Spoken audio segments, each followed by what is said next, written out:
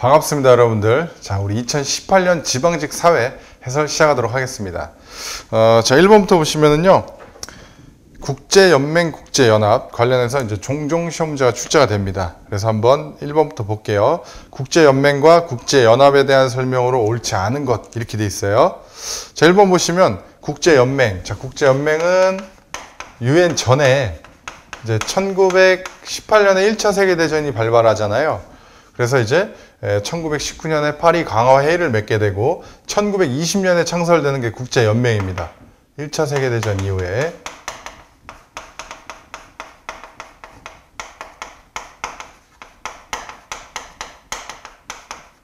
그러면서 여기 나온 것처럼 미국의 불참, 일본과 이탈리아의 탈퇴 등으로 인해 국제문제 해결에 무기력한 모습을 보였다. 그러면서 이제 2차 세계대전이 발발하게 되고 2차 세계대전 이후에 유엔이 창설됩니다. 유엔. 그래서 국제연합이죠.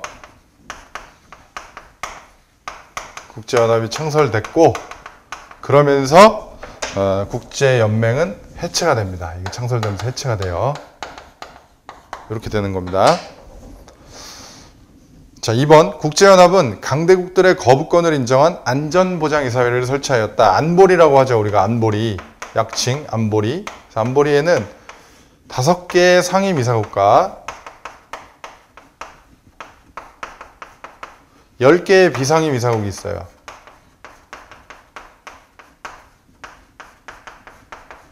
그래서 거부권을 보유하는데 상임이사국만 거부권을 보유합니다. 거부권을 보유해요. 자, 국제연합은 전쟁 억제 이외에도 경제, 사회, 문화, 인도적 차원에서 국가 간 협력을 추구하고 있다. 뭐 어려운 거 없으시죠? 국제연합은 사법기관으로, 야, 이거 참 그럴듯하죠? 국제형사재판소가 아니라 국제사법재판소입니다. 국제사법재판소. ICJ, 영어로. 그래서 국제사법재판소에 있는 판사들을 어디서 이제 선출하냐면 여기서 선출합니다. 안보리에서. 여기서 선출해요. 판사들. 그래서 이것도 좀 기억을 해주셔야 되는데 여기서 선출된 각기 다른 국적의 자 15명의 판사입니다. 15명의 판사로 구성이 되고요. 임기는 9년입니다. 임기 9년. 그 다음에 한 번 하면 끝이냐? 재선도 가능하다. 이거 재선. 자, 이렇게 좀 기억을 해두시면 되겠습니다. 자, 2번 문제는 조금 복잡해 보이는데 의외로 문제는 되게 쉽게 풀립니다. 실제 시험 문제가 만약에 나왔으면요, 이거는 그냥 답 1번이에요. 참고로 1번 그냥 하고 넘어가야 되는 건데 지금 해설이기 때문에 다 보겠습니다. 자, 각국의 국회의원 선거 결과에 대한 추론. 지금 총 의석수가 300석이에요. 자, 지역구 254개, 지역구가 254개인데 254석이 나오고 있죠. 그 다음에 비례대표 나머지 46석이에요. 자, 이렇게 지금 돼 있죠. 그럼 우리가 여기서 뭘 할 수 있냐면요. 얘 보세요, 얘. 지역구는 254개에서 254석이니까 한 지역구에서 몇 명을 선출하는 겁니까? 한 명을 선출합니다. 한 명. 한 명을 선출한다는 얘기는 곧 소선거구제죠. 소선거구제는 이제 어떻게 당선자를 결정합니까? 득표자 한 명, 최다 득표자든, 그러니까 절대 다수대표제든 상대 다수대표제든, 그러니까 과반수 이상을 하든 최다 득표자 한 명을 하든 다수대표제로 뽑는 거죠. 다수대표제. 그러니까 우리나라는 단순 다수대표제라 그래서 이제 최다 득표자 한 명만 선출합니다. 됐죠? 자, 비례대표 선거에는 정당 명부식 비례대표자가 채택됐을 것이다. 자, 지금 비례대표는요, 단기 양식하고 정당 명부식이 있어요. 우리나라는 정당 명부식인데, 정당에서 명부를 만들어요. 그래서 순번을 쭉 정해놓고 정당 득표율에 따라서 이제 그 한 명씩 순번대로 이제 할당을 하는 구조인데, 단기 이양식은요, 득표를 하기 위한 기준이 설정이 됩니다. 그게 지금 여기 어딜 봐도 나와 있잖아요. 단 뭐 하면서 추가로 뭐 설명이 있거나 표 밑에 각주가 있어야 되는데, 그런 어떤 당선 기준 득표수가 나와 있질 않습니다.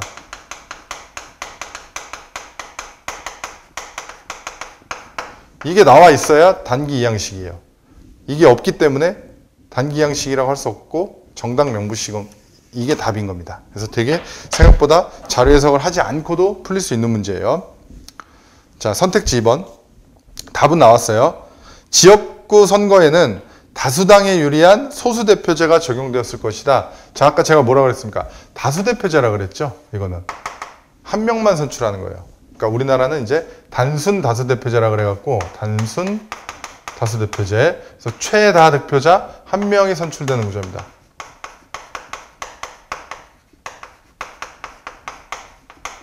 한 명. 그러면 보통 중대선거구제는 2명 이상을 선출하잖아요. 중대선거구제에서는 이거하고 비교해서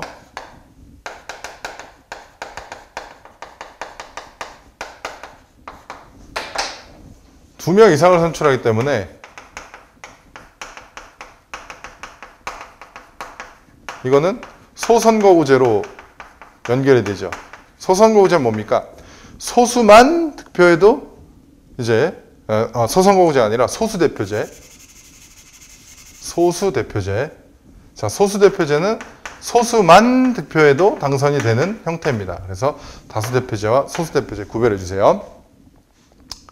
그래서 2번 틀렸고, 자, 3번. 지역구 선거에서 A당과 B당 후보자를 선택한 유권자 중 유권자의 표 중 사표는 없었을 것이다. 일단은 사표가 없을 거라 그러면 무조건 틀린 거라고 보면 돼요. 현실적으로. 지금 A, B 정당의 지역구 선거 득표율을 보면 43.3하고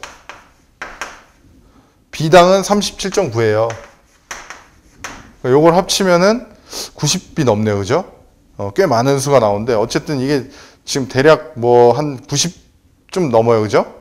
90 정도 되는 것 같은데, 대략 지금 80 넘죠. 80. 그래서 뭐 80% 이상이라고 쳐도 A당과 B당 후보자를 선택한 유권자 중 사표는 없었을 것이다. 이렇게 돼 있는데, 자, 보시면은요, 80% 이상 득표를 했고, 의석률이 어떻게 됩니까? 의석률은 94.5네요. 와, 엄청 많이 배출했네요. 이렇게 되는데, 그럼 나머지 있잖아요. 나머지 지금 C, D 무소속 있죠. C, D 무소속, C당, D당 무소속. 요 사람들이 출마한 지역구에서, 여기 지역구에서 어떤 사람들은 이쪽 A당, B당 후보를, A당, B당 요 후보를에게 투표했을 수도 있죠. 그렇잖아요. 그럼 이건 사표예요. 그러니까 사표는 투표를 안 하는 게 사표가 아니라 내가 투표를 했는데 그 사람이 당선이 되지 않았으면 그거는 사표예요. 이해되셨죠? 그래서 어떤 지역구에 A, B, C, D 무소속이 출마했는데 내가 있는 지역구에서 나는 이쪽 당의 사람에게 투표했어요. 이쪽 당에 있는 사람에게 투표했어요. 그런데 이쪽 당이 당선이 된 거예요. 그러면 내 표는 사표입니다. 그렇게 되는 거예요. 그러니까 사표가 없었다고 얘기하는 거는 거의 있을 수가 없는 겁니다. 사표는 무조건 있을 수밖에 없어요. 현실적으로. 자, 4번 보시면 지역구 선거에서 C당과 D당 후보에 투표한 유권자 의사가 과대대표되었을 것이다. 이렇게 되는데 과소죠. 그렇죠? CD 보시면 자, 6.0%를 득표했는데 지금 의석률은 2.8밖에 안 되고, 그 다음에 무소속이 아니라 이제 D당은 2.2인데 여기는 1.6, 지금 6.0%에 대비해서 2.8%고 2.2에 대해서 1.6이니까 이거는 과대가 아니라 과소대표입니다. 과소대표. 그래서 틀린 거죠. 자, 그래서 2번은 요게 틀린 거고, 3번은 지금 사표는 제가 사표가 없다라는 건 있을 수가 없다 그랬죠. 그래서 틀린 거고, 4번은 과소대표입니다. 자, 됐고요. 자, 3번 문제. 문제가 요즘은 추세가 이런 식입니다. 그냥 그 개념적으로 나온 게 아니라 이런 식으로 이렇게 표로 해놓고, 만약에 if 이렇다면 어떨 것이다. 만약에 이렇다면 이럴 것이다. 이런 식으로 이제 문제가 나오는데 한번 볼게요.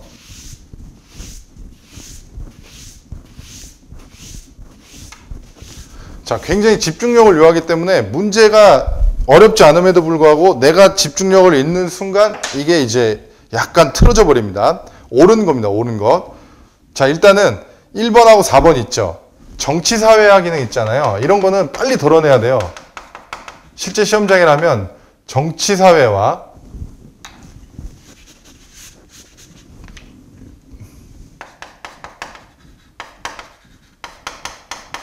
정치사회화 기능은 여기 나와 있는 세 주체 있죠. 정당, 시민단체, 이익집단 모두 공통된 기능이고, 그 다음에 4번 있죠. 정치 과정에 영향력을 행사한다. 이것 역시 모두 공통적입니다. 그러니까 1번, 4번은 덜어내시면 돼요. 자, 2번, 3번만 볼게요. 자, 만약에 기억이 아니오라면, 자, 공익실현을 추구합니까? 라는 거에 대해서 아니오라고 했어요. 공익실현을 추구하는 거에 대해서 아니오라 그러면 공익실현을 추구 안 한다라는 거죠. 그렇다라고 하면 기억은 이익집단입니다. 기억은, 그러니까 A는 이익집단이에요. A는. 자, 공익실현을 추구합니까? 라고 했는데 아니오라고 했으면 A는 이익집단이에요. 근데 약간 보세요. 논리적인 모순이 발생합니다. 기억이 아니오라면 가해는 정권 획득을 목적으로 합니까? 정권 획득을 목적으로 하는 거는 정당이에요. 정권 획득을 목적으로 하는 거는 정당밖에 없습니다. 그런데 얘가 이익 집단인데 지금 예로 돼 있잖아요. 예. 정권 획득을 목적으로 하는데 예로 돼 있으니까 이거 자체가 논리적인 모순입니다. 그러니까 2번은 틀린 거예요. 그래서 답이 3번인데, 자 보세요. 가해 선거에 후보자를 공천합니까? 이렇게 되어 있습니다. 가해 선거에 후보자를 공천합니까? 라고 했을 때 A는 예라고 했기 때문에 A가 그럼 정당이에요. 여기까지 이해되시죠? 후보자를 공천한다고 했는데 그렇대요. 그럼 A는 정당입니다. 그랬을 때 공익실현을 추구합니까? 라고 하니까 B는 예라고 되어 있습니다. 공익실현을 추구합니까? 예. 그럼 B는 시민단체예요. 왜냐하면 얘는 공익실현을 하질 않아요. 왜냐하면 자기들이 속한 집단의 특수이익을 추구합니다. 그러면 C는 이익집단이에요. 이제 이렇게 나온 겁니다. 자, 이렇게 놓고 볼게요.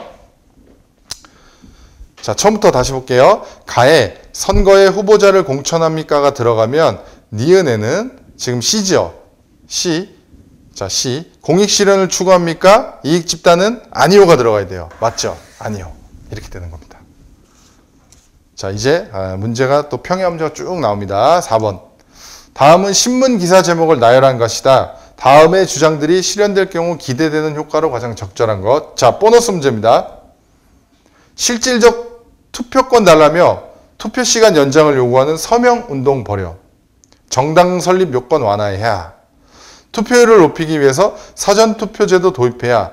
여기서 기대된 효과는 뭔가요? 이 중에서 여기서 자, 지금 투표 시간 연장해달라, 정당 설립 요건 완화해서 많은 사람들이 정당 설립할 수 있게 해달라, 사전투표제도 도입해달라. 이 말은 곧 내가 어떤 국정 운영이나 아니면 정권에 대해서 나의 의견을 반영할 수 있는 이런 루트를 최대한 개방해달라 이거잖아요. 그럼 답은 3번밖에 없습니다. 3번. 직접 민주주의는 뭐가 나와야 돼요? 뭐 국민 발안이나 국민 소환 이런 게 나와야 돼요. 이런 게 언급이 돼야 되고, 대표자의 권한은 여기서 큰 연관이 없어요. 대표자의 권한은 너무 막연합니다. 그리고 법 제정 과정에서의 신속성은 무슨 국회 입법 과정이 뭐 여러 절차를 거치는데 그걸 뭐 간소화해서 뭐 이런 얘기가 나와야 되는데 전혀 그런 게 없습니다. 그래서 답이 될 만한 건 3번밖에 없어요. 자, 5번. 자, 이것도 약간 좀 보너스 문제예요. 가와 관련된 설명. 미국의 매사추세츠 주지사였던 게리가 자기가 속한 공화당의 후보들에게 유리하게 선거구를 획정한 결과이다. 그 모습이 그리스 신화에 나오는 도룡뇽과 비슷하다고 해서 유래하였다. 그래서 이거 게리맨더링이죠. 게리맨더링. 게리맨더링은 지역구 선거에서 자신들의 어떤 소속한 정당이나 본인에게 유리하도록 선거구를 획정하는 거죠.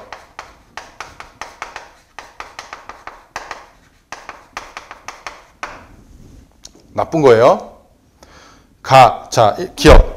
공정한 선거를 위해 불가피하다. 제가 방금 뭐라 그랬어요? 나쁜 거라 그랬죠. 이거는 공정한 선거를 오히려 저해하는 겁니다.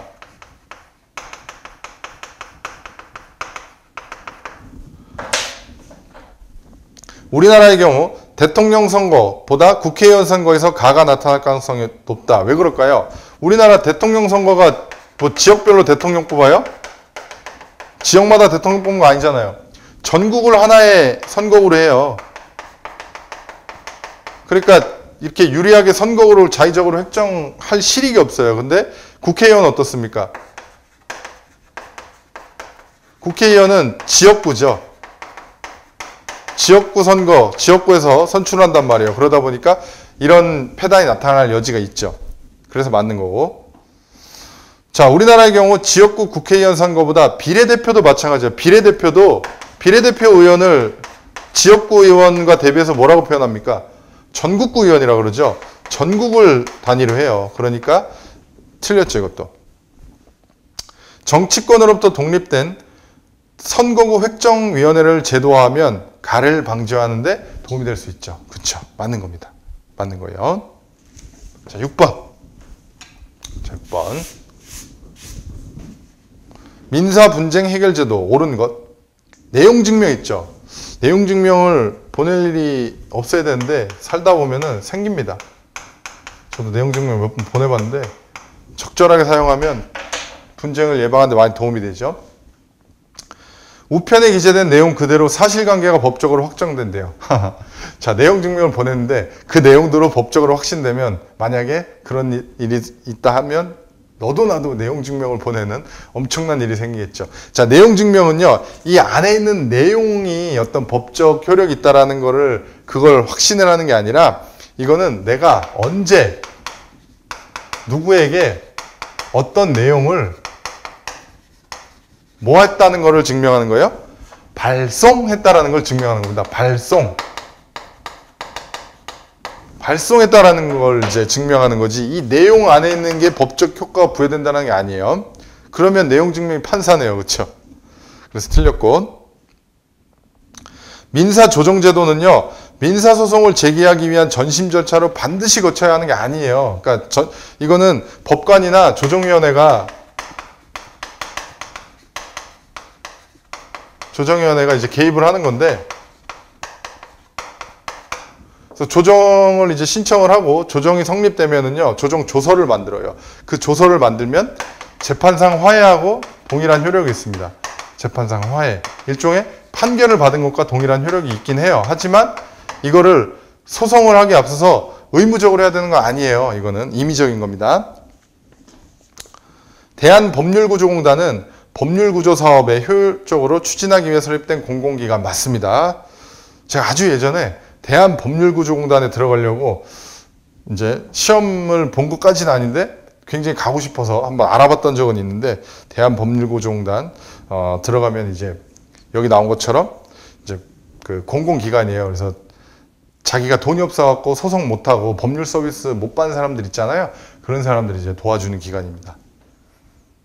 자, 소액사건 심판제도는 제소한 때의 소송 목적의 값이, 자, 요거 기억해 두세요. 얼마입니까? 소액사건은 예전에 법이 개정되기 전에는 소송 물가액이 2천만 원이었는데 지금 3천만 원입니다. 그래서 예를 들어 내가 뭐 한 2,800만 원, 3천만 원 이하로 해서 누군가에게 돈을 빌려줬는데 그거 소송을 걸어야겠다라고 하면은 이제 정식으로 소송하는 게 아니라 여기 소액사건 심판법에 따라서 소액사건 심판제도를 이용해야 됩니다.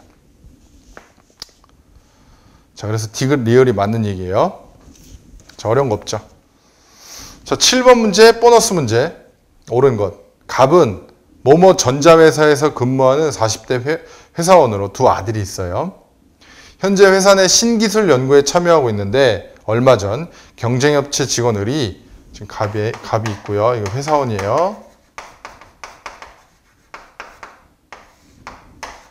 경쟁업체.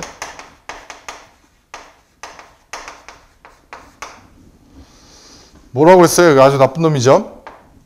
현재 연구 중인 뭐뭐 전자회사 신기술 관련 정보를 빼내어 자신에게 알려주지 않으면 두 아들을 살해하겠다고 협박했습니다. 아들을 살해하겠다. 사이즈 나오지 않나요?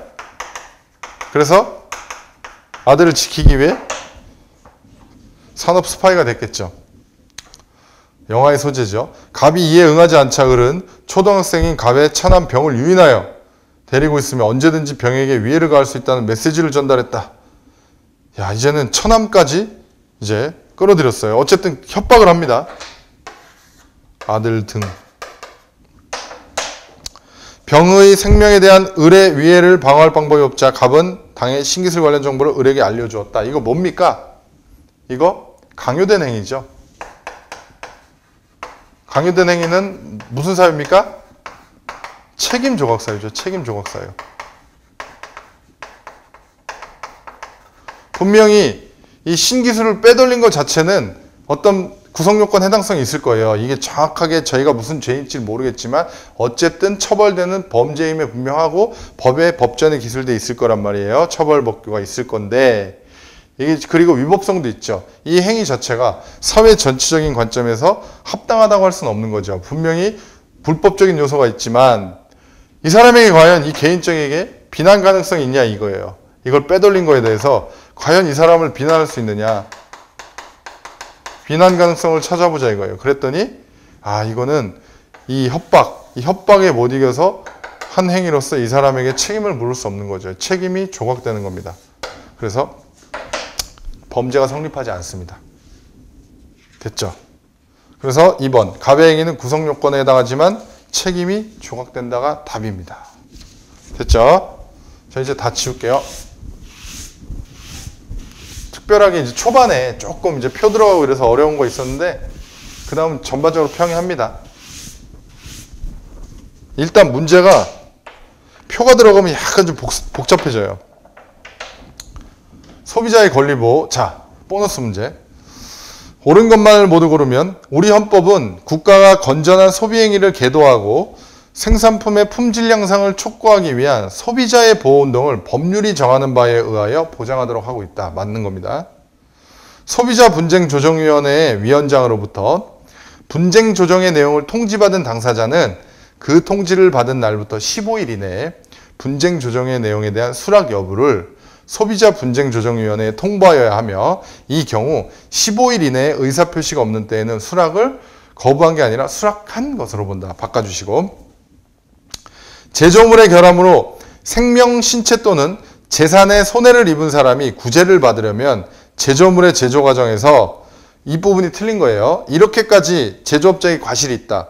그 과실로 인해 제조물의 결함으로 피해가 발생했다. 이걸 입증하기가 어렵잖아요. 그러니까 이 제조물이 지금 폭발을 했는데 이것 때문에 내 집에 지금 불이 났고 나한테 파편이 돼갖고 손해를 유발했다.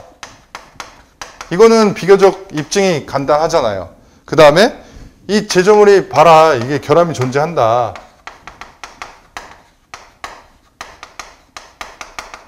됐죠? 요것만 입증하면 돼요. 요것만 입증하면 그러니까 입증 책임을 완화시키고 약간 무과실 책임처럼 가는 거죠. 그러면 손해배상 책임을 부담합니다. 제조업자는 손해배상 해줘야 돼요.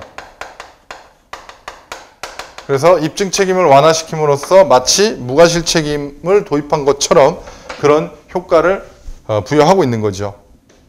이걸 어떻게 증명해요? 제가 과실이 있다. 그 다음에 그 과실에서 이게 제조물의 결함이 나타났다. 이걸 증명한 거는 내가 그 회사 직원이라도 힘들 것 같은데요. 그래서 이렇게 돼 있습니다. 국가는 소비자의 합리적인 선택을 방해하고 소비자에게 손해를 끼칠 우려가 있다고 인정되는 사업자의 부당한 행위를 지정 고시할 수 있다. 평이하죠. 맞는 겁니다. 자, 계속해서 9번. 다음에서 사인인 갑의 발언으로 자, 사인이라고 돼 있어요. 그냥 그러니까 평범한 사람이에요. 일반인이에요. 사인인 지금 갑은 사인입니다. 문제를 참 잘못 보다 보면 뭔 말이야 그럴 것 같아요. 얘가 사인인데 얘의 발언이에요.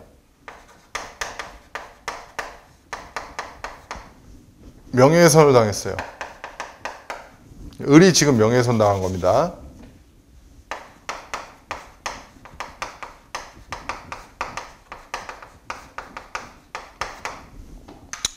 그래서 얘가 지금 권리를 구제받기 위해서 그럼 상식적으로 생각해봐도 뭐예요? 자, 불법행위를 통한 불법행위에 의한 손해배상, 그러니까 민사소송이죠. 그 다음에 명예훼손죄 있잖아요. 형사 고발할 수 있겠죠. 이런 걸 생각해 볼 수 있는 거예요. 그래서 기억 맞고, 행정심판은 이때 하는 게 아니에요. 행정심판은. 그리고 지방법원에다 하는 거는 행정심판이 아니라 행정소송입니다. 이건 완전 엉터리인데, 지금 이 선택 자체가. 행정심판은 행정기관에 하는 거죠. 예를 들면, 내가 면허 취소 처분한 거에 대해서 너무 부당하다. 그거 거두어달라, 이런 거예요. 그 다음에 무슨 영업 허가, 지금 허가를 기다리고 있는데 허가를 안 내줘요. 그거에 대해서 빨리 허가 내달라. 이런 게 이제 행정심판이지, 이럴 때 하는 게 아닙니다. 명예훼손죄로 고소할 수 있고, 고발 혹은 고소. 언론중재위원회 정정보도 청구 소송은 만약에 언론사가 이렇게 할 때는 모르겠는데, 지금 사인이라 그랬잖아요. 그냥 일반인이에요. 이걸 그래서 그냥 넣은 게 아닙니다. 만약에 이걸 제대로 안 봤으면은 이거 가능하겠네? 이렇게 할 수도 있죠. 근데 언론사가 아니에요. 지금 이 갑이. 됐죠? 10번. 다음 사례에 대한 법적 판단으로 옳은 것. 자, 학교에서 계속 최상위권을 유지하고 있는 고등학생이라고 되어 있습니다. 고등학생. 만 17세. 자, 일단 미성년자죠.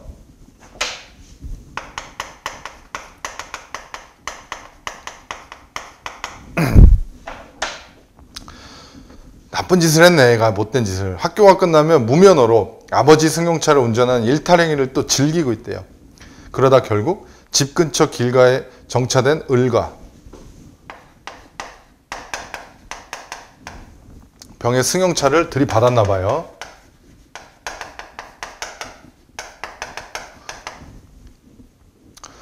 자, 갑의 부모는 작은 가게를 운영하느라 갑의 일탈행위를 전혀 몰랐으므로 자신들은 어떠한 법적 책임도 없다고 주장하고 있어요. 이 부모님도 참, 내 자식 새끼 간 거니까 저 새끼한테 책임 물고 우리는 아무 잘못 없어요. 지금 이런 상황 아니에요, 지금.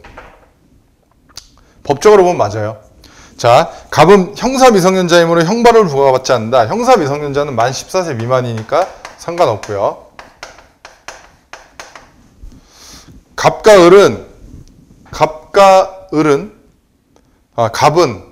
을과 병에 대하여 채무 불이행에 근거한 손해배상 책임을 진다. 자, 불법행위에 기한 손해배상은 두 가지가 있는데, 손해배상 책임이 발생하는 원인은요, 두 가지예요. 두 개는 완전 다른 내용입니다. 불법행위가 있고 채무 불이행이 있어요. 채무 불이행. 그러면 지금 이 사례는 불법행위에 해당이 됩니다. 불법행위를 원인으로 해서 손해배상 책임을 발생시키는 사건이 분명한데, 채무불이행은 언제 있는 거예요? 채무불이행에 기한 손해배상은 채권 채무 관계가 있어야 돼요.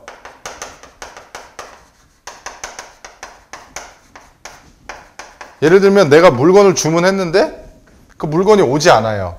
혹은 내가 물건을 주문했는데 너무 필요한 신선식품을 주문했는데 이미 다 상해서 왔다. 그런 경우가 이제 채무불이행에 따른 손해배상 책임이 발생하는 거지, 이 사례는 불법행위입니다.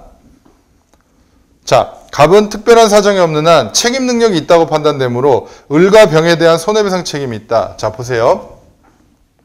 책임 능력은 몇 살 되면 발생한다라고 법에 규정이 안 돼 있는데, 판례는 통상 12세 전후를 보고 있어요. 12세 정도 되면 전후로 책임 능력이 있다라고 보고 있어요. 그렇기 때문에 고등학생이면은 책임 능력이 있는 겁니다. 그러면 자, 보세요. 불법행위는요, 일반 불법행위하고 이제 특수 불법행위가 있는데,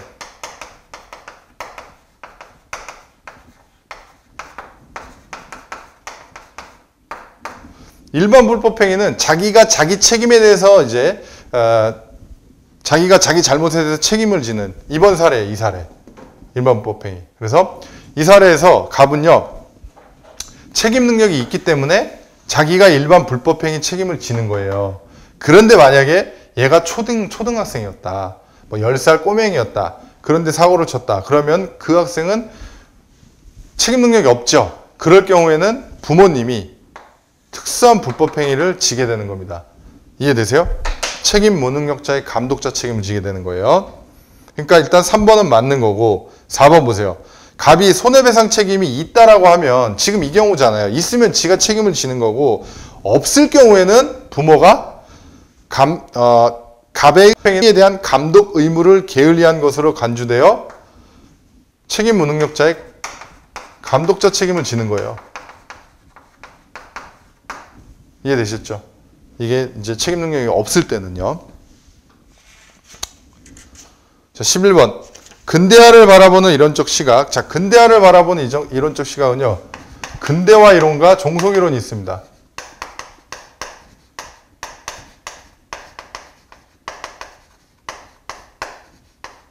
이거는 근대화 이론은 진화론하고 같은 맥락으로 보시면 돼요. 그래서 약간 좀 이제 서구화 있죠, 서구화. 서구화를 가장 좀 발전된 형태로 보는 거예요. 서구화. 종속 이론 어때요? 아무리 서구를 따라한다 해도 라틴 아메리카 1960년대 상황을 봤더니 이 지금 고도 선진, 공업 선진국에 종속돼 있어서 계속 착취를 당하고 있는 거예요. 그래서 이 빈곤의 어떤 악순환, 그러다 보니까 이 종속 이론은 이 근대화 이론을 비판하는 입장입니다. 이런 구조예요. 근대화론은 모든 사회가 일정한 단계를 거쳐 발전한다고 전제한다. 맞고요. 근대화 이론은 서구 중심적이며 기능론적인 관점을 반영하고 있다. 맞습니다. 종속 이론은 세계 체제를 중심부와 주변부로 나눠놔요. 그래서 공업 선진국, 후진국, 개발도상국, 착취, 종속돼 있어요. 아무리 벗어나려고 해봐야 무슨 상태에 머무를 수 있다? 선택지 4번에 미발전이 아니라 저발전 상태에 머문다. 이거 저발전. 미발전하고 저발전은 틀린 거예요. 저발전은 뭐냐? 발전을 하려고 해도 안 되는 거예요. 왜? 종속 상태 때문에. 그러니까 이 저발전 상태에서 벗어나려면 어떻게 해야 된다? 종속 상태에서 벗어나야 된다는 걸 주장하는 게 종속 이론입니다. 됐죠? 4번이 틀렸어요. 미발전이 아니라 저발전입니다.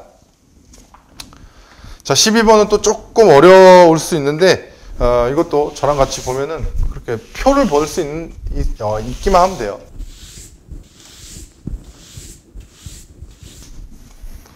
자, 다음 A국의 세대 간 계층 이동을 나타낸 표에 대한 분석으로 옳은 것. 그래서 지금 어떻게 되냐면 이렇게 돼 있죠. 부모, 그 다음에 자식. 그럼 뭘 봐야 되냐면 부모는 이렇게 보는 거예요. 부모는 이렇게 보는 거고 자식은 이렇게 보는 겁니다. 이해되셨죠? 일단 요거 첫 번째. 부모는 이렇게 보는 거고 자식은 여길 보는 거예요. 그러면 부모 세대의 그 계층 구조를 먼저 한번 정리해 볼게요. 부모 세대.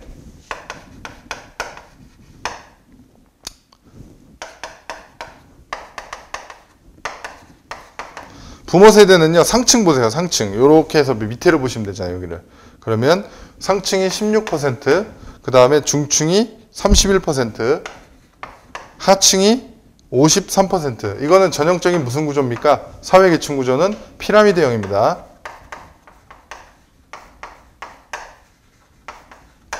자식 세대를 보세요, 자식 세대. 여기를 보시면 돼요, 끝에. 17.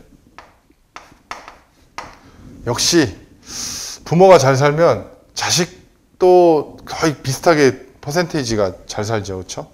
근데 여기 또 틀리죠. 중은 58이에요. 이 말은 무슨 말이에요?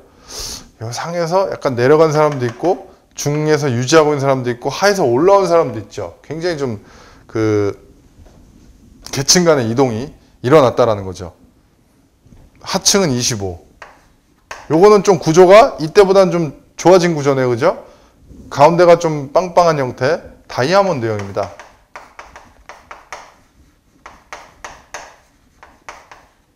됐죠? 이거 하면 일단 문제의 절반 이상은 해결한 겁니다. 일단은 답이 4번이에요. 실제 시험 문장에서 만약에 제가 문제를 풀었다면 이거 보고 그냥 더 이상 해석 안 합니다. 부모 세대에 비하여 자식 세대의 계층 구조가 더 안정적이죠. 이게 안정적인 거잖아요. 자, A국은 폐쇄적 계층 구조 형태를 띠고 있다. 자, 폐쇄적인 거는 언제 하는 말이에요? 폐쇄적이다, 개방적이다. 사회 계층 이동이 과연 얼마나 활발히 일어나느냐, 가능하냐, 혹은 얼마나 일어나면 활발히 일어나냐, 그런 걸 지금 두고 하는 건데, 세대 간에 계층 이동이 일어났어요. 그쵸? 폐쇄적이지 않죠? 지금 상도 조금 늘었고, 중도 늘었고, 하층도 많이 줄었고 한 거는 세대 간의 계층 이동이 활발히 일어났다라고 볼 수 있는 거죠. 이거는 폐쇄적이라고 할 수 없습니다. 자, 상승 이동은 어떻게 보는 거냐면, 부모가, 자, 보세요. 이걸 보시면 돼요, 표에서. 부모가 중층이었는데, 자식 세대가 상으로 갔거나, 혹은요, 부모가 하층이었는데, 자식이 상으로 갔거나, 중으로 갔으면, 이거는 상승 이동이에요. 요건 표에 다 나와 있어요. 그 칸을 맞춰서 보시면 됩니다. 세대 간 하강 이동은 뭐예요? 부모가 상층이었는데, 자식이 조금 말아먹었거나 많이 말아먹은 경우에, 부모가 중층이었는데 자식이 조금 말아먹은 경우에, 이런 경우에는 하강이동입니다. 그래서 이 사례를 보면 상식적으로 보더라도 지금 상승이동이 더 많아요. 그래서 수치로 정확하게 나타내면은 상승이동은 32%입니다. 하강이동은 5%고, 그래서 상승이동이 훨씬 많아요. 이거는 계산 안 해봐도 알 수 있는 구조입니다. 왜냐하면 여기가 이미 굉장히 많이 볼록해졌다는 게. 그래서 지금 3번도 틀렸어요. 답이 4번입니다. 됐죠? 자, 13번 문제는요, 어렵진 않은데 좀 정리하면서 천천히 보도록 할게요. 자, 기억, 직무 만족도. 이렇게 돼 있죠? 지금 뭔가 그 사회 조사 연구 방법을 주제로 한 것 같아요. 사기 진작 프로그램. 그럼 일단 벌써 종속 변수하고 독립 변수를 우리가 알 수 있죠. 자, 사원들의 직무 만족도에 사기 진작 프로그램이 미치는 영향. 그래서 지금 이 연구는요, 뭘 알아보고자 하는 겁니까? 이 프로그램을 연구하는 게 목적이에요? 직무 만족도를 연구하는 게 목적이에요? 직무 만족도를 연구하는 게 목적이죠. 그러니까 얘가 독립 변수가 되는 거예요. 얘가 원인으로 작용을 했을 때 직무 만족도에 어떤 영향을 주느냐, 이게 종속 변수가 되는 겁니다. 됐죠? 그래서 디귿은 뭐예요? 사기 진작 프로그램의 시행은 직무 만족도를 높일 것이다 라고 해서 가설을 세웠죠. 그래서 변수 측정, 표준화된 직무 만족 측정도고 5점 척도의 오문항, 그러니까 설문지죠, 설문지.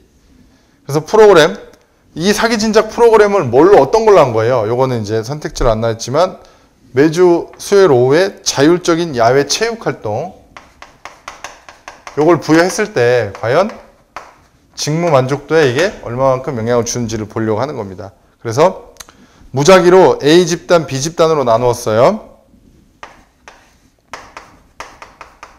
문제 재밌지 않나요, 되게?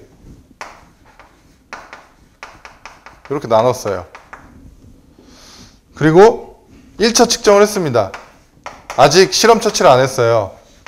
그러니까 아직 자율활동을 부여하기 전에, 이거는 1차 측정은 자율활동하기 전입니다. 그러니까 프로그램을 도입하기 전이에요, 아직은.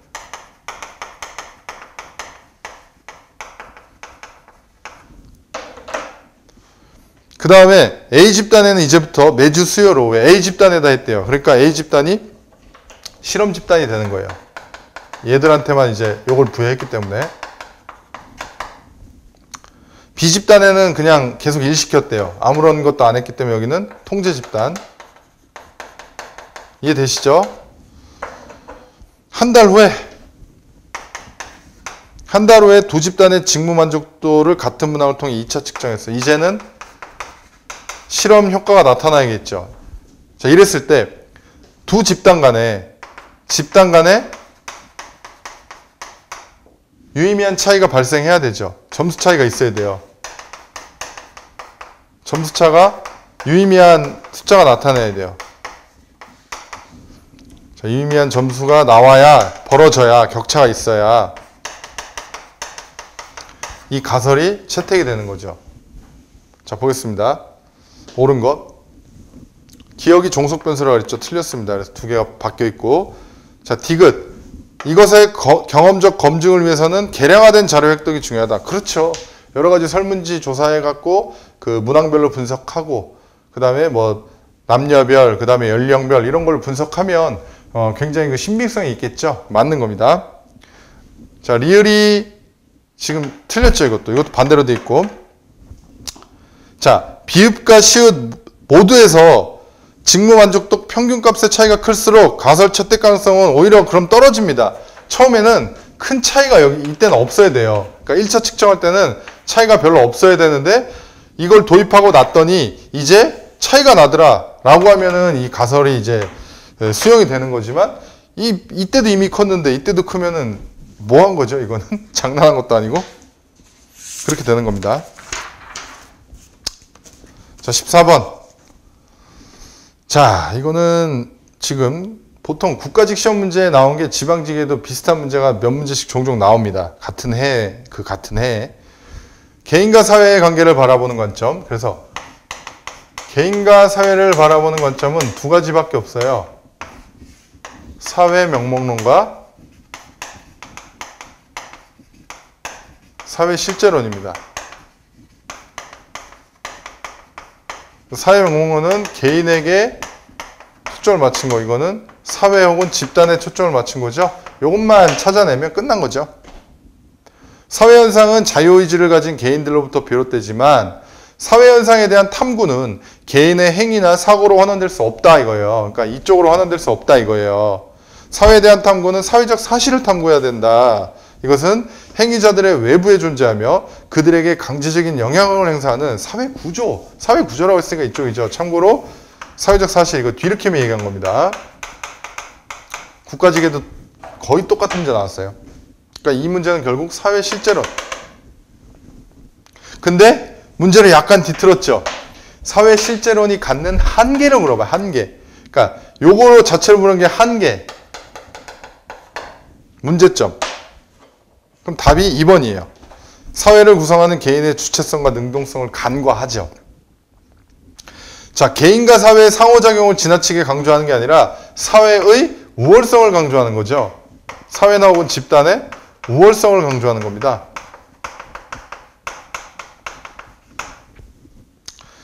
자, 사회 구조의 영향력을 과소평가하는 건 여기고, 그 다음에 개인을 위해 전체의 희생을 합리화할 우려가 있다. 이거는 여기고. 이렇게 되는 거죠. 자, 됐죠? 자, 이제 15번 넘어가겠습니다. 15번. 거의 또 이제 우리 내리막길을 향해 가고 있습니다. 15번.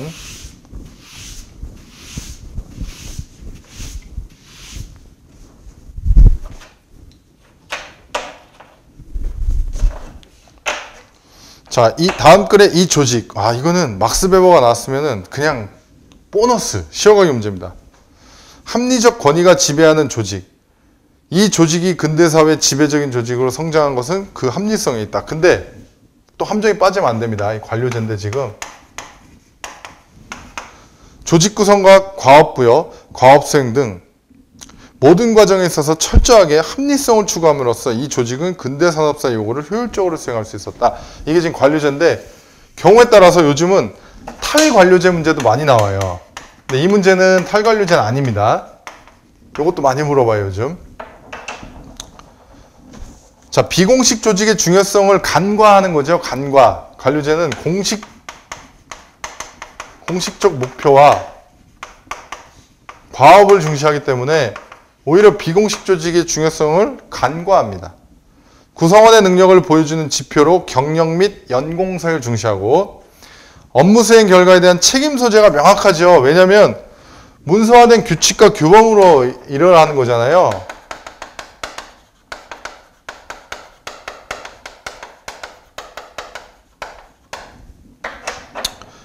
자, 그리고 명확한 어떤 그 매뉴얼이라든가 아니면 어떤 내규라든가 이런 규범에 따라서 업무 처리 프로세스가 확립되어 있기 때문에 오히려 이것은 책임 소재가 명확하죠.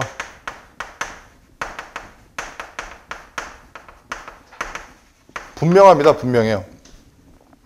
문서에 의한 업무 수행이 중시된다. 그래서 리을이 맞는 거네요. 자, 16번 10초 문제. 10초는 좀 오바고 20초 문제.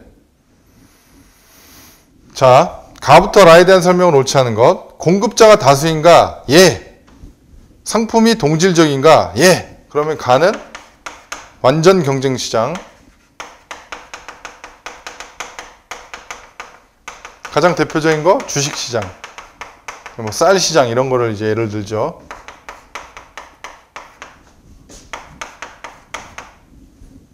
그 다음에 공급자가 다수인데 상품이 동질적이진 않대요. 그러면 아니요. 독점적 경쟁. 대표적으로 헤어샵 주유소.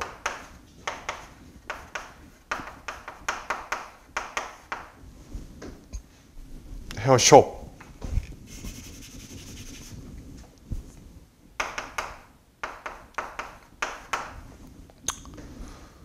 자, 요즘 미용실 이렇게 쓰면은 나이 들었다 그러더라고요.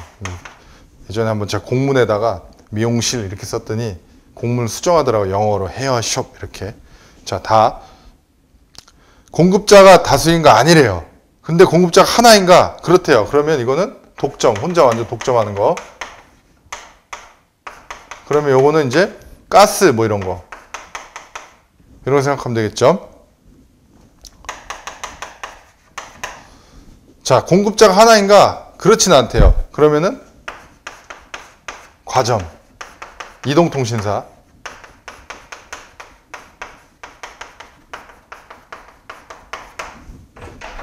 자, 보시죠.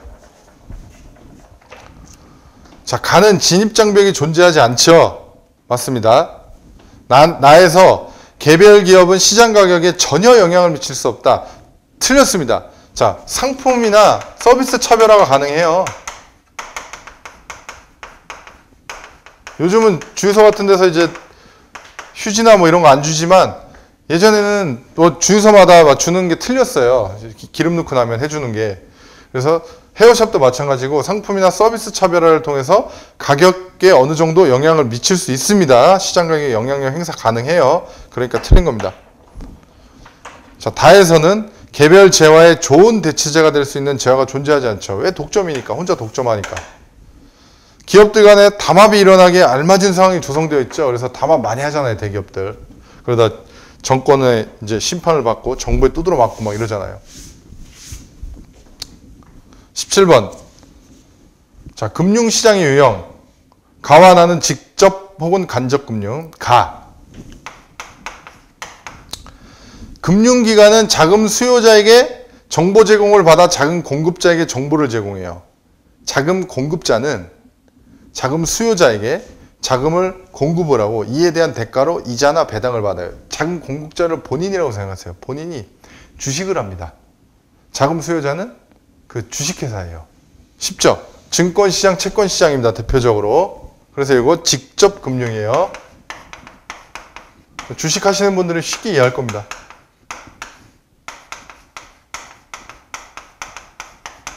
채권시장 생각하면 됩니다.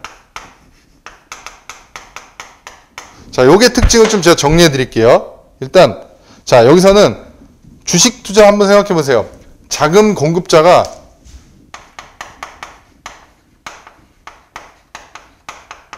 자, 주식 투자 막 하고 있는데 갑자기 어떤 사건이 터지면서 막 언론에 보도되고 막 상장 폐지되고 거래 중지되고 그러면 제가 갖고 투자한 돈은 다 날아가는 거죠. 종이 쪼가리가 되는 겁니다. 그래서 자금 공급자가 금융거래 위험을 전적으로 부담합니다.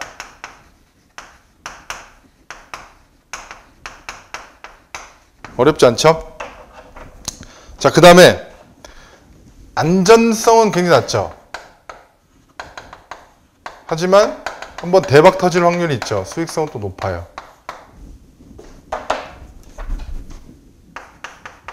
그럼 나는 간접금융이네요? 뭐 보험이라든가 예금 같은 거. 자, 은행에다가 투자하는 거. 금융기관은 자금 공급자에게 대금을 받고 이에 대한 대가로 이자를 준다. 금융기관은 자금 수요자에게 대출을 해주고 이에 대한 대가로 이자를 받는다. 자금 공급자와 자금 수요자 간에는 직접적인 거래가 없어요. 그래서 이거는 이제 우리가 은행에 예금 들고 적금 들고 그다음에 보험 들고 이런 거. 요거는 이제 어떤 특징이 있습니까? 안정적인 이자를 받죠. 여기 선택지도 나와 있지만 굉장히 안전하게 보관할 수 있어요. 그죠? 안전하게 보관할 수 있습니다. 하지만 수익성은 낮죠. 안전하게 보관하는 목적이 크죠. 옳은 겁니다. 자, 정기적금은 이쪽이요. 위험을 전액 부담하는 건 이쪽이요. 금융상품이, 자, 일반적으로 안전성이 더 높은 건 어디예요? 이쪽이죠, 안전성. 맞죠? 자금 공급자의 자금이 어느 기업으로 투자되었는지 알기 쉬운 건 이쪽이에요. 자, 우리 은행에다가 예금하고 돈 맡기면 은행이 그걸로 다른 데 장사하는 거 아시죠? 그렇다는 사실은. 어디다 투자하는지 알 수 있어요? 모르죠. 모릅니다. 그냥 우리는 은행이 잘하겠지 그러고 맡기는 거예요. 그래서 이쪽 몰라요.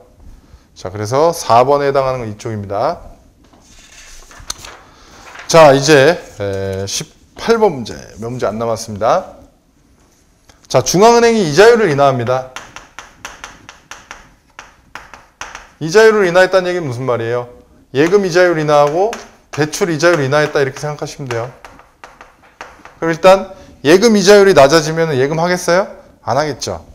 대출 이자율이 낮아지면 대출 엄청 땡기겠죠. 결국은 이쪽은 굉장히 그럼 소비를 많이 하는 겁니다. 소비를 많이 하고 이제 기업에서 투자가 아마 증가할 거라는 걸 알 수 있어요. 자, 전반적으로 보겠습니다. 자, 이자율이 인하되면은요, 기업부터 자산 가격은 어떻게 될까요? 자, 제가 방금도 잠깐 단서를 드렸는데, 이자 수입이 감소하잖아요. 은행에 넣어놓으면 뭐예요?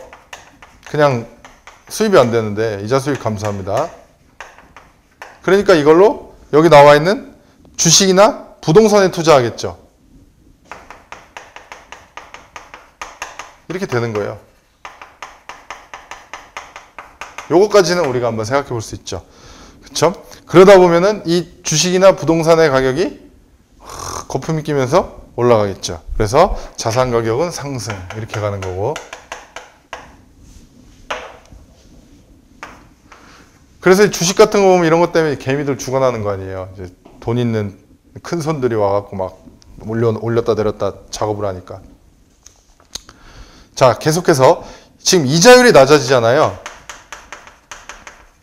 이자율이 낮아지니까 국내 이자 수입에 대한 어떤 메리트가 없으니까 지금 여기 기업의 투자 방향 하면서 순수출이 나오고 있는데 금융상품에 대한 투자 수익이 낮아져요. 투자를 해봤자 수익이 낮아집니다. 그러니까 어디로 발을 돌립니까? 해외 금융상품에 발을 돌리죠.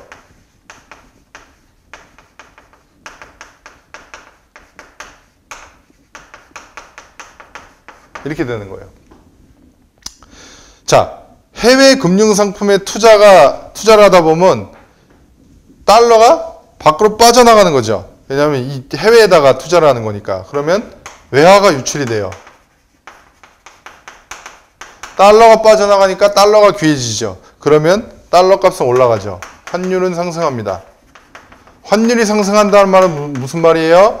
우리나라 화폐의 값어치는 낮아지고 달러 값은 올라간다는 얘기. 자, 다시 우리나라 화폐 가치는 원화 가치는 자국 화폐 가치.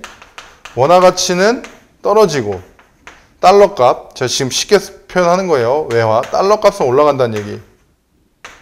우리나라 원화 가치가 떨어졌다는 얘기는 우리나라 상품의 가격도 떨어졌다는 얘기예요. 같은 얘기입니다. 우리나라 상품 가격이 떨어지니까 수출이 잘 돼요? 수입이 잘 돼요? 수출이 잘 되죠. 수출이 증가하고 수입은 감소합니다. 와, 참 되게 크게 연결되죠?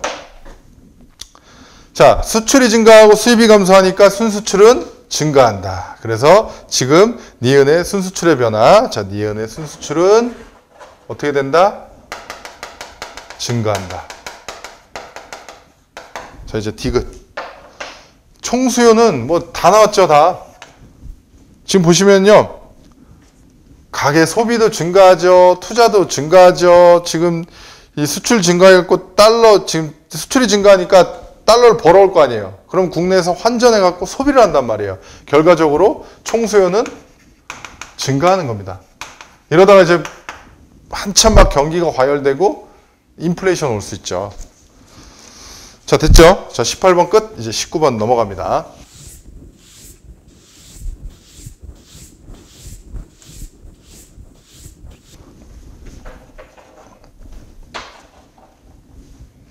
자, 17년 A국의 경상거래 전부가 다음과 같을 때 A국의 국제수지에 대한 설명을 오른 것. 단 2016년 A국의 경상수지는 0이며 모든 연도의 오차 및 누락은 0이다.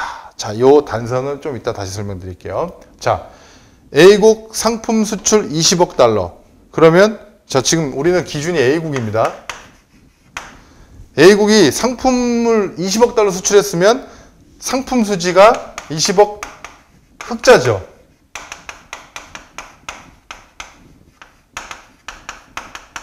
(20억) 흑자예요. A국 국민이 해외에다가 직접 투자를 통해서 배당 소득을 50억을 벌었어요. 이건 본원 소득 수지입니다. 50억 흑자. A국 기업이 사용한 해외 저작권 사용료 50억 달러를 지급했어요. 이거는 A국 기업이 어디다가 뭔가를 저작권을 사용하고 거기다 지급한 거니까 요거는 서비스 수지입니다. 저작권 사용료는 서비스 수지예요. 50억 흑자예요. 50억 적자. 그 다음에 B국 국민이 A국에 들어와서 150억 달러를 지출했으니까 A국은 여행 수입을 벌어들인 거죠. 그러면은 A국은 서비스 수지가 150억 흑자입니다.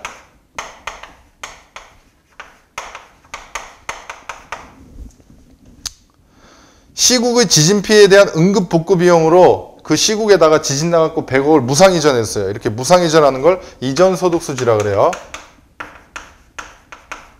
얼마? 100억.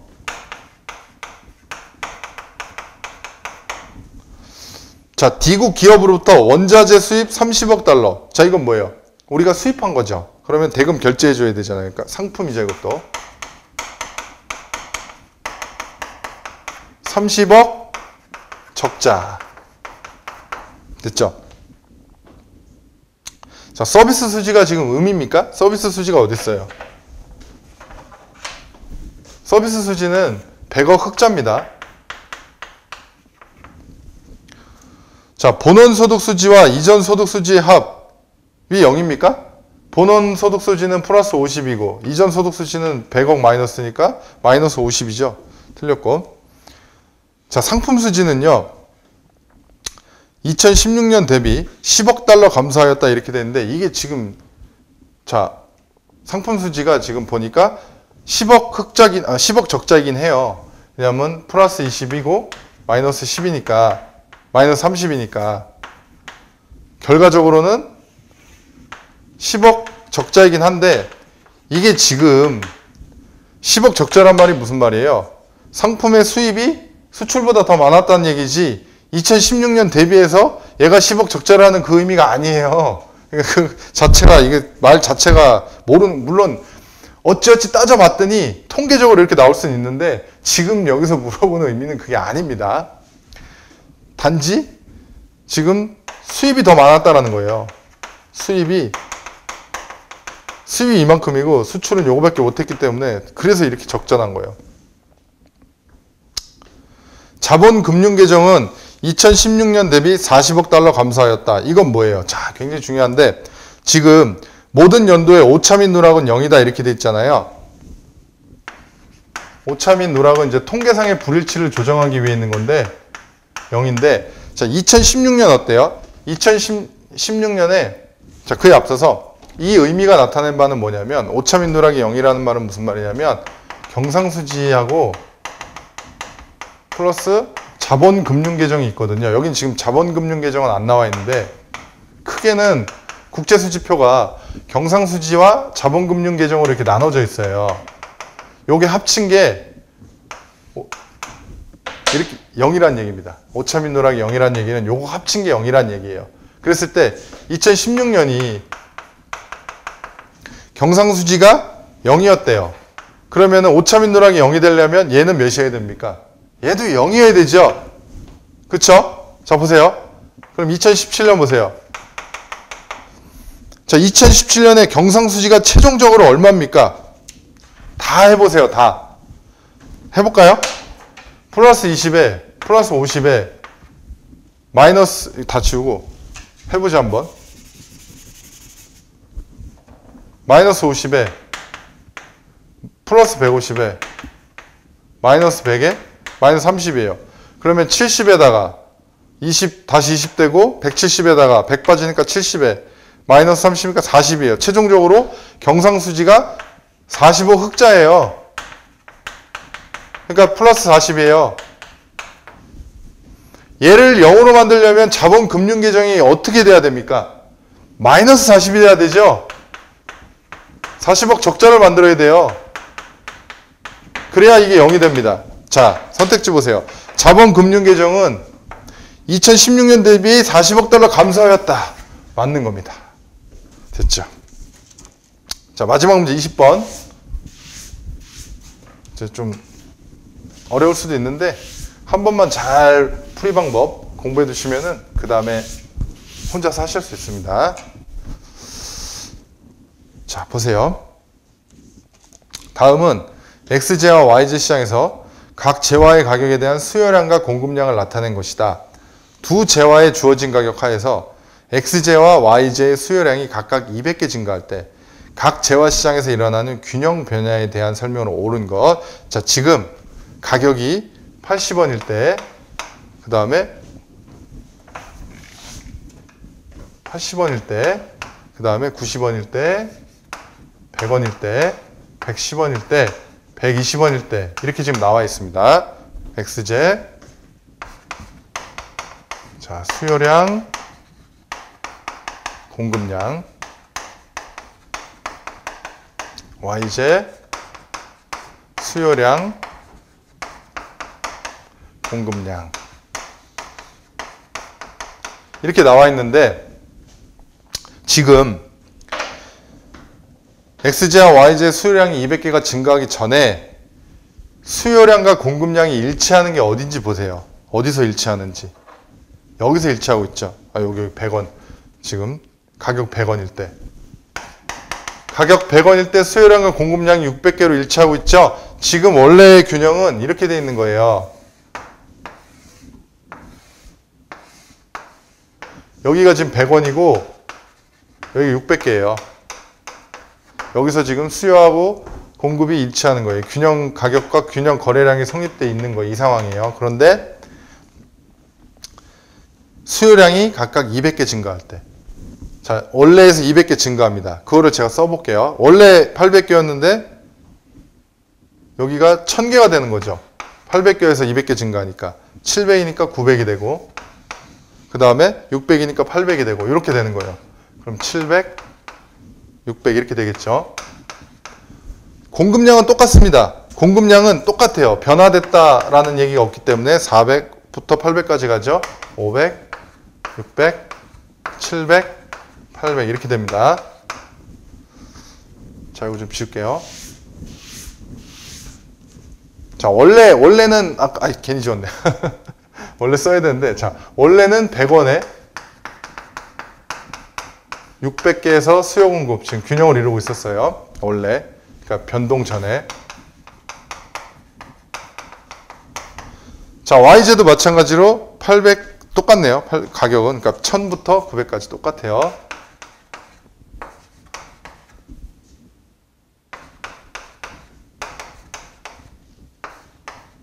그쵸? 똑같죠. 공급량은 여기는 계속 600이네요.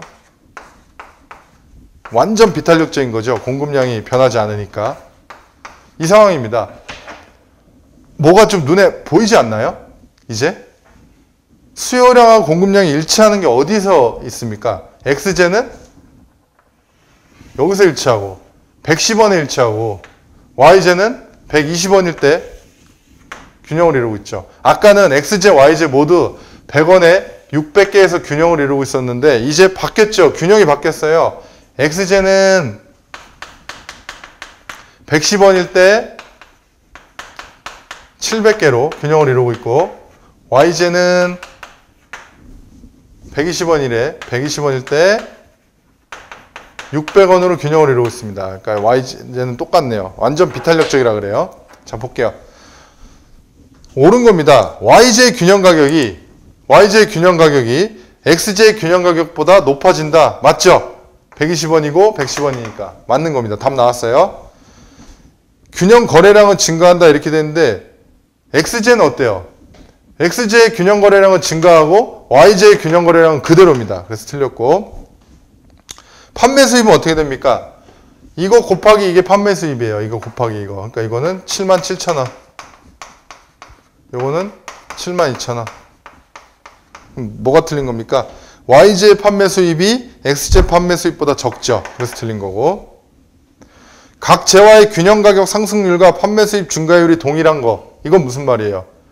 이거는 완전 비탄력적인 걸 얘기하는 겁니다. 완전 비탄력적인 여기 y제의 공급량을 얘기하는 거죠. 얘만 해당되는 거고 얘는 해당이 없습니다. 바뀌기 때문에 얘만 해당이 있는 거예요. 그래서 답이 1번인 겁니다. 자, 어떻습니까? 문제가 못 풀 문제는 없죠. 근데 좀 시간이 걸리고 생각을 많이 해야 되는 게 있습니다. 그런 것도 많이 풀다 보면 근데 습관이 됩니다. 그래서 저는 늘 강조드려요. 기출문제는 최대한 많이 풀어봐야 된다는 거. 그래서 오늘 설명 여기서 마치고요. 또 다른 시간에 만나 뵙도록 하겠습니다. 여러분들 수고 많으셨어요.